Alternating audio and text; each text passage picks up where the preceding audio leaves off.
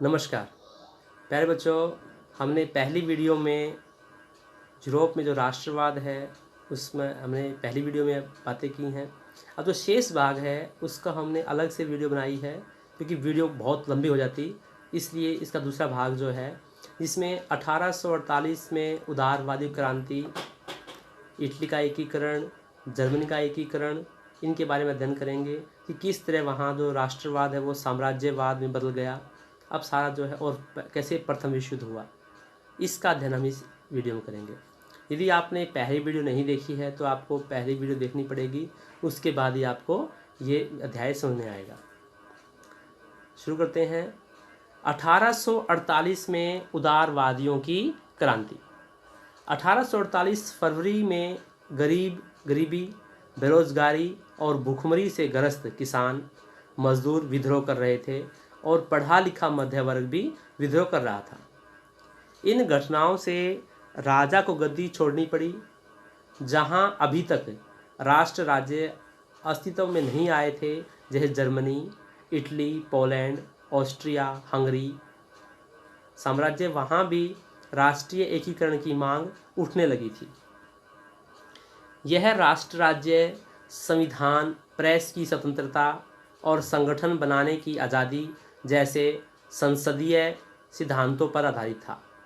जैसे आपने देखा कि फ्रांस में तो राष्ट्रवाद की भावना जो है, जैसे ही वहाँ क्रांति हुई उसके बाद समानता, स्वतंत्रता, बंधुता की भावना जो है जाग गई थी, लोगों को अधिकार मिल गए थे। लेकिन अभी बहुत सारे क्षेत्र जैसे Poland, Austria, Hungary, Germany, Italy, इनमें जो है अभी राष्ट्र राज्यों की स्थापना नहीं हुई थी। वहाँ भी क्रांतिकारी जो है कार्य कर रहे थे। 18 मई 1848 को इसे यह राष्ट्र राज्य संविधान, प्रेस की स्वतंत्रता और संगठन बनाने की आज़ादी जैसे संसदीय सिद्धांतों पर आधारित था। 18 मई 1848 को 831 निर्वाचित सदस्यों ने फ्रैंकफर्ट संसद में अपना स्थान ग्रहण किया। यह संसद सेंट पॉल चर्च में आयोजित हुई। उन्होंने एक जर्मन राष्ट्र के लिए एक संविधान का प्रारूप तैयार किया। इस राष्ट्र की अध्यक्षता एक ऐसे राजा को सौंपी गई जिसे संसद के अधीन रहना था। जब प्रतिनिधियों ने पर्सा के राजा फेडरिक विल्हेम चतुर्थ को ताज पहनाने की कोशिश की तो उसने उसे अस्वीकार कर उन राजाओं का साथ दिया जो निर्वाचित सभा के विरोधी थे, वही रूढ़िवादी थे। जहां कुलीन वर्ग और सेना का विरोध बढ़ गया, वहीं संसद का सामाजिक आधार कमजोर हो गया। संसद में मध्य वर्ग का प्रभाव अधिक था, जिन्होंने मजदूरों और कारीगरों की मांगों का विरोध किया, जिससे वे उनका समर्थन खो बैठे। जो मध्य वर्ग था वो जो है किसानों का जो समर्थन खो बैठे थे। अंत में सैनिकों को बुलाया गया और असेंबली भंग होने पर मजबूर हो गई। महिलाओं को मताधिकार से वंचित रखा गया। उसके बावजूद उन्हें केवल प्रेक्षकों की हैसियत से दर्शक दीर्घा में खड़े होने दिया गया। 1848 के बाद के वर्षों में मध्य और पूर्वी यूरोप की निरंकुश राजशाहियों ने उन परिवर्तनों को आरंभ किया जो पश्चिमी यूरोप में 1815 से पहले हो चुके थे। अब हम बात करेंगे जर्मनी के एकीकरण की। 1848 में जर्मन के उदारवादी राष्ट्रवादी भावनाओं से ओतप्रोत थे। उन्होंने जर्मन महासंघ, अब उन्होंने जो प्रयास किया लेकिन वो जो सफल नहीं हो पाए जर्मनी के अंदर, तो उन्होंने जर्मन महासंघ के विभिन्न इलाकों को जोड़कर एक निर्वाचित संसद द्वारा शासित राष्ट्र राज्य बनाने का प्रयास किया। परंतु राष्ट्र निर्माण की यह उदारवादी पहल राजशाही और फौज की ताकत ने मिलकर दबा दी। उनका पर्सा के बड़े भूस्वामियों, जिनको जंकर्स बोलते हैं, ने भी समर्थन किया। उसके बाद पर्सा ने राष्ट्रीय एकीकरण के आंदोलन का नेतृत्व संभाला। जो पर्सा है उसके राष्ट्रीय एकीकरण के आंदोलन का जो है नेतृत्व संभाला।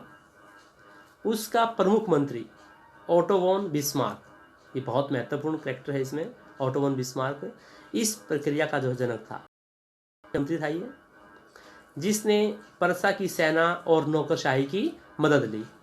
7 वर्ष के दौरान ऑस्ट्रिया, डेनमार्क और फ्रांस से 3 युद्धों में परसा की जीत हुई और एकीकरण की जो प्रक्रिया पूरी हुई। इसमें ओटोमन भी जो बिस्मार्क है उसका महत्वपूर्ण योगदान रहा।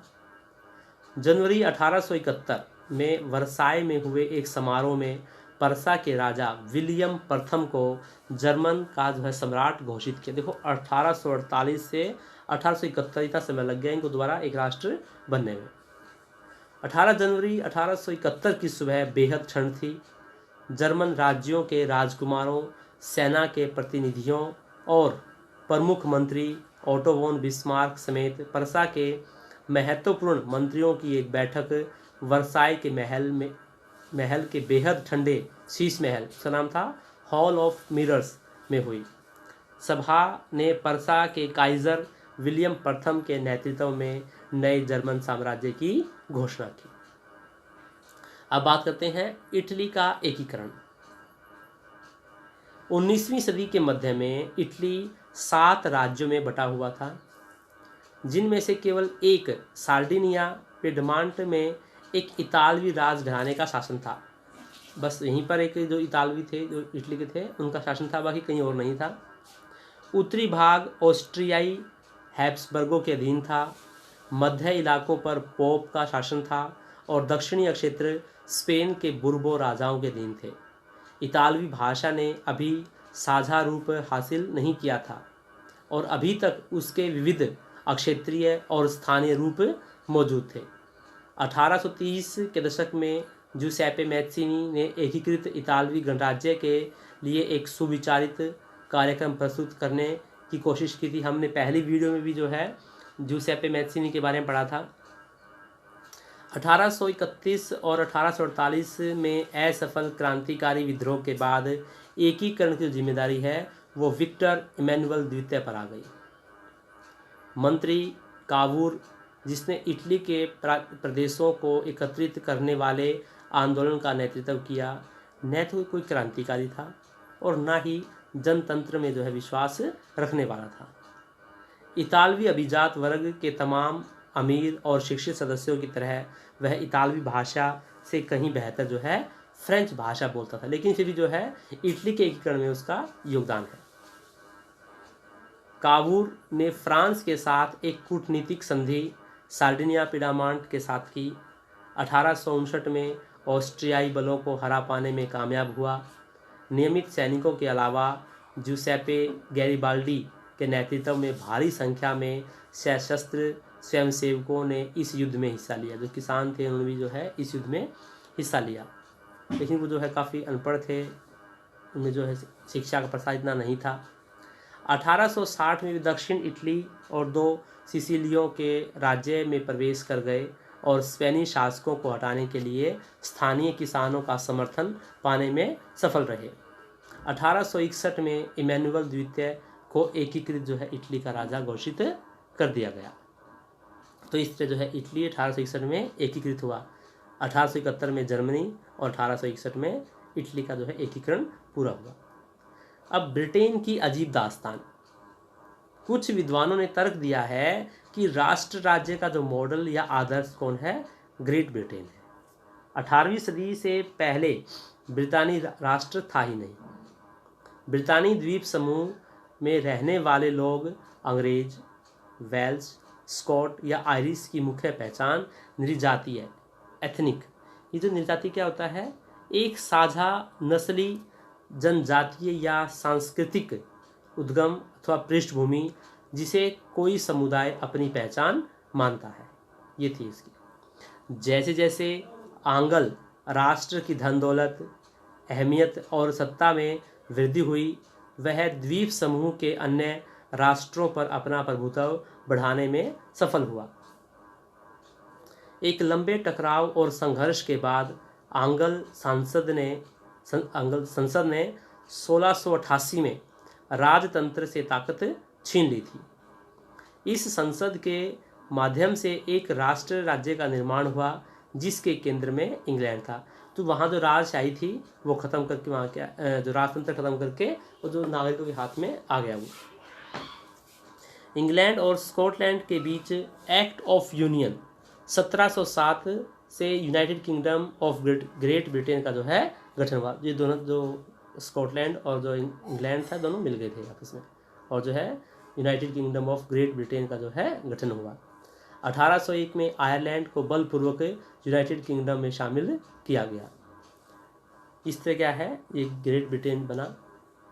राष्ट्र की दृश्य कल्पना 18वीं सदी व 19वीं सदी में कलाकारों ने राष्ट्र का मानवीकरण किया। राष्ट्र को नारी के रूप में प्रस्तुत किया गया। नारी की छवि राष्ट्र का रूपक बन गई। फ्रांस ने इसे ईसाई नाम मरियान दिया गया और जर्मनी में जर्मेनिया राष्ट्र का जो है रूपक बन गई। जैसे मैं आपको दिखाता हूँ,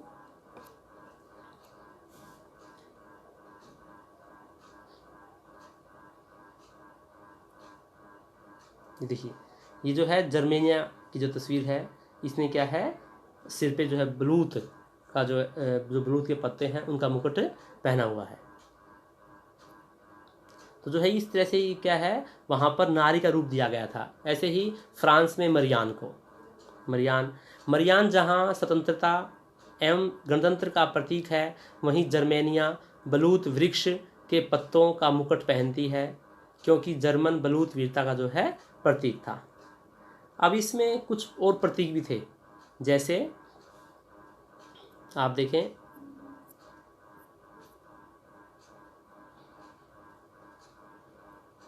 ये देखिए यहाँ पर आपको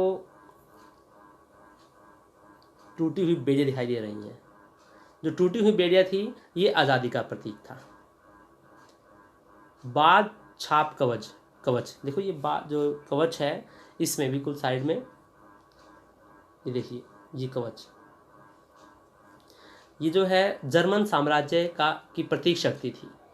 बलूत पत्तियों का मुकुट, यहाँ पर देखिए जो बलूत पत्तियाँ हैं जो उसका मुकुट है, उसमें जर्मन साम्राज्य की जो बलूत पत्तियाँ जो है ये थी बहादुरी का प्रतीक थी। तलवार इसमें है, तलवार जो है मुकाबले की तैयारी के लिए, और तलवार पर लिपटी जैतून की डाली जो है वो शांति की चाह में। इसमें आपको एक झंडा दिखाई दे रहा है, काला लाल और सुनहरा तिरंगा। 1848 में उदारवादी राष्ट्रवादियों का झंडा था, जिसे जर्मन राज्यों के ड्यूक्स ने प्रतिबंधित जो है घोषित कर दिया था। और उगते जो ये पीछे जो किरणें दिखाई दे रही हैं, उगते सूर्य किरणें, ये नए युग का सूत्रपात था। इससे जो ये प्रतीक हैं इनको जो है शामिल किया गया। अंत में हम देखते हैं कि राष्ट्रवाद और साम्राज्यवाद। 19वीं सदी के अंत में राष्ट्रवादी समूह यूरोप में एक दूसरे के विरुद्ध अनुदार बनते चले गए। उनके बीच परस्पर साम्राज्यवादी उद्देश्यों की प्राप्ति के लिए संघर्ष होने लगा। 1871 के बाद यूरोप में गंभीर राष्ट्रवादी तनाव का स्रोत जो है बाल्कन क्षेत्र था। इस क्षेत्र में भौगोलिक और जातीय भिन्नता थी।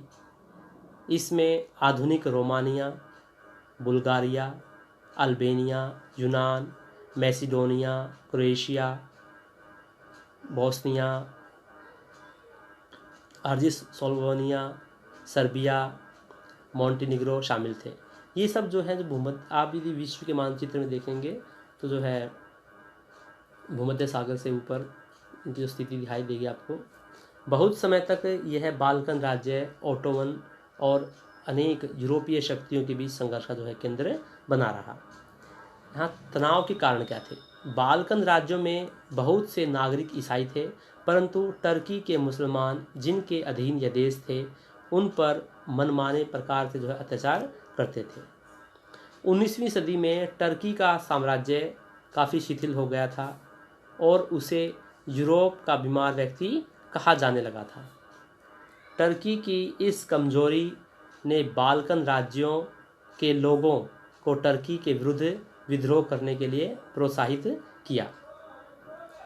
फ्रांस की क्रांति और नेपोलियन के युद्धों ने राष्ट्रवाद की भावना को बढ़ावा दिया, जिसके प्रभाव में बाल्कन राज्यों के लोगों ने स्वतंत्रता के लिए संघर्ष छेड़ दिया। बाल्कन क्षेत्र में यूरोप के अनेक देश अपना अपना प्रभाव बढ़ाना चाहते थे, इसलिए उन्होंने बाल्कन की समस्या को और भी उलझा दिया। इंग्लैंड, रूस और ऑस्ट्रिया के आपसी स्वार्थों ने बाल्कन में तनाव का वातावरण पैदा कर दिया। इन सब के परिणाम स्वरूप प्रथम विश्व युद्ध हुआ। साम्राज्यवाद से जुड़कर राष्ट्रवाद 1914 में यूरोप को महाविपदा की ओर ले गया। अब ये क्या है, अब जो राष्ट्रवाद में राष्ट्र बन गए, अब जो है ये साम्राज्यवादी भावना के अंदर पैदा हो गई और जो है और राष्ट्रों को अपने साथ जो है मिलाना चाहते थे। लेकिन इस बीच अनेक देशों ने, जिनकी 19वीं सदी में यूरोपीय शक्तियों ने औपनिवेशीकरण किया था, साम्राज्यवादी प्रभुत्व का विरोध करने लगे। वे सभी स्वतंत्र राष्ट्र राज्य का निर्माण करने के लिए संघर्ष कर रहे थे। वे सभी एक सामूहिक राष्ट्रीय एकता की भावना से प्रेरित थे, जो साम्राज्यवाद विरोध की प्रक्रिया में उभरी। तो प्यारे बच्चों, इस तरह जो आपका अध्याय है ये यहीं ख़त्म होता है। आपको वीडियो कैसा लगा ये कमेंट करके बताएं। यदि आपको वीडियो पसंद आया है आप तभी लाइक करें, और यदि आप चाहते हैं कि आगे जो आने वाली वीडियो हैं वो भी आप तक पहुंचती रहें, तो आप जो है चैनल को, यूट्यूब में चैनल है राजीव आंतरिक क्लासेस, उसे जो है सब्सक्राइब करें और जितना ज़्यादा हो सके उसे शेयर करें। आप जो है यदि कमेंट बॉक्स में मुझे बताएंगे कि इटली का एकीकरण कब हुआ और जर्मनी का एकीकरण कब हुआ। तो प्यारे बच्चों, मुझे आशा है कि आपको अध्याय समझ में आया होगा। धन्यवाद।